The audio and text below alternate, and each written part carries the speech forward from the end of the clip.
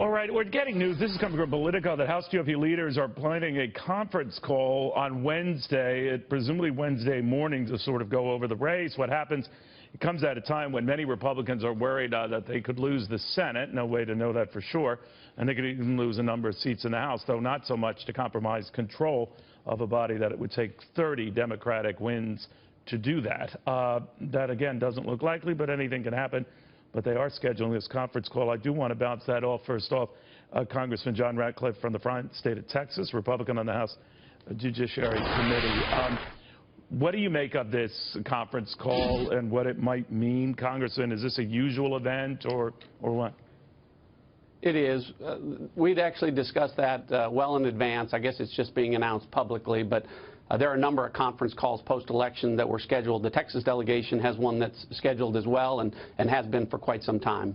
So there had been this concern that the Senate could be in play, but maybe a good many seats in the House. Are you in that camp that says you could lose as many as 15 or 20 seats, or you fear that?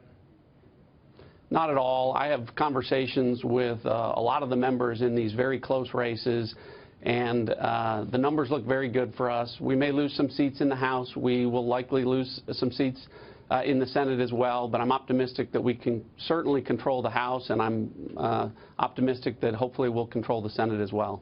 Congressman, what do you think of this switcheroo on the part of Director Comey about the reprobe into the Clinton emails?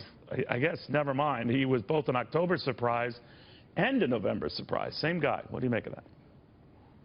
I wasn't surprised at all, Neil. Once the FBI director and the Attorney General implied and added an element of intent to the statutes that didn't exist, that being the intent to harm the United States, it became an impossible standard to meet. It became an impossible case to prove. If 110 classified emails to that effect wouldn't allow you to prosecute the case, it didn't matter how many more they found out of the 650,000 on the device they just inspected. So do you think in the course of 8 or 9 days, sir, it is possible to discern through 600+ thousand emails, if that's the case, that none of them are pertinent to classified or national security matters, which I guess was the conclusion that he reached?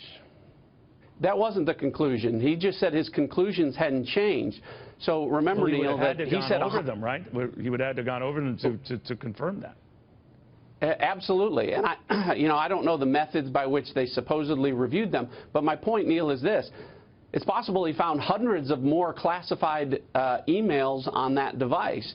But if 110 didn't persuade him to bring charges, 110 more wouldn't either, because they've applied an impossible standard to meet here, one of intent to harm the United States. I don't care if they find 50 more devices, which is possible that they will. You're not going to be able to meet that standard, and that really goes to the issue of who's at the top of the decision tree here. And one of the concerns I have with respect to Loretta Lynch, I think that once she met with Bill Clinton privately, she forfeited the right to make any prosecutorial decisions regarding any of the Clinton investigations. All right. We'll watch it closely, Congressman. Thank you very, very much.